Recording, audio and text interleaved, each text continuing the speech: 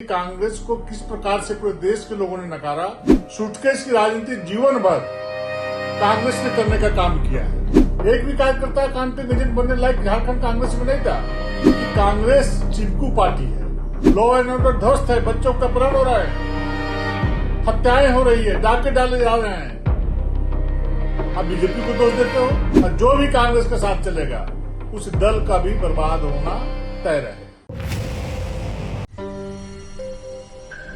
कांग्रेस की इस राज्यसभा के चुनाव में इतनी दरगुती होने के बावजूद भी उसमें आत्ममंथन करना चाहिए। तो भारतीय जनता पार्टी को दोषी ठहराने में ये लोग प्रेस कर रहे हैं। ये जरूर विचार करना चाहिए कि कांग्रेस को किस प्रकार से पूरे देश के लोगों ने नकारा। इस राज्यसभा के चुनाव में झारखंड के माननीय विधायकों ने, जिसका वोटर होते हैं, उन लोगों ने नकारने का काम किया है। और उल्टी झारखंड के लोगों को, झारखंड के माननीय विधायकों को खरीद फरोख्त के आरोप लगा रहे हैं। यहां के विधायक बिकाऊ हैं, आरोप लगा रहे हैं। इनको इस प्रकार का आरोप लगाने का अधिकार किसने दिया है? सूटकेस की राजनीति जीवन भर कांग्रेस ने करने का काम किया है। और झारखंड के आंदोलन को 3 करोड़ रुपए में किसने खरीदा था?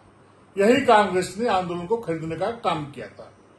आप जरा बताइए, बोलते हैं बाहरी प्रत्याशी हैं। आपके जो के राजू हैं, बेला प्रसाद जी जो प्रभारी हैं, क्या झारखंड में आपके एक भी कार्यकर्ता नहीं थे?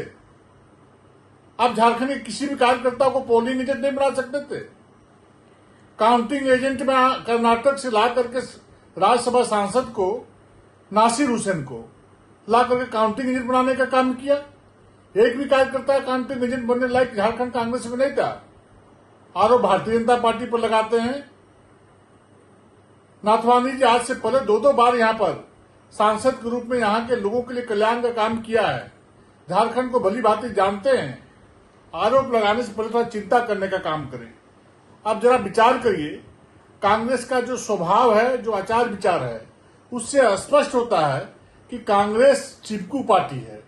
ये चिपक करके जहां पर भी सरकार चलती है, जहां पर भी सत्ता में रहती है विपक्षी पार्टियां, उनसे चिपक करके वहां पर अप्रत्यक्ष रूप से या प्रत्यक्ष रूप से शासन करना चाहती है। झारखंड में इतना दुर्दशा होने के बावजूद भी वो किसी दल के बारे में नहीं बोल रही है, वो बीजेपी पर दोष मढ़ रही है। अरे भाई, हमारे 22 वोट 24 वोट थे, 28 वोट आ गए, 2 वोट 3 वोट कैंसिल हो गए। तो बीजेपी के नीति को, सिद्धांत को और नरेंद्र मोदी जी के किए गए कल्याणकारी कार्यों से प्रभावित होकर के लोगों ने बीजेपी को चुनने का काम किया, बीजेपी के समर्थित उम्मीदवार को चुनने का काम किया, और उसके बाद मनगढ़ंत आरोप लगाने का काम कर रहे हैं। इसलिए कांग्रेस को इस प्रकार के बातों से परहेज करना चाहिए। आज क्या स्थिति इस राज्य का कांग्रेस ने बना के रखा है? अब विचार करिए, 6 वर्षों में, बीते 6 वर्षों में 10,000 से अधिक बच्चों और महिलाओं के दुष्कर्म की घटनाएं घटी हैं। लॉ एंड ऑर्डर ध्वस्त है, बच्चों का अपहरण हो रहा है, हत्याएं हो रही है, डाके डाले जा रहे हैं।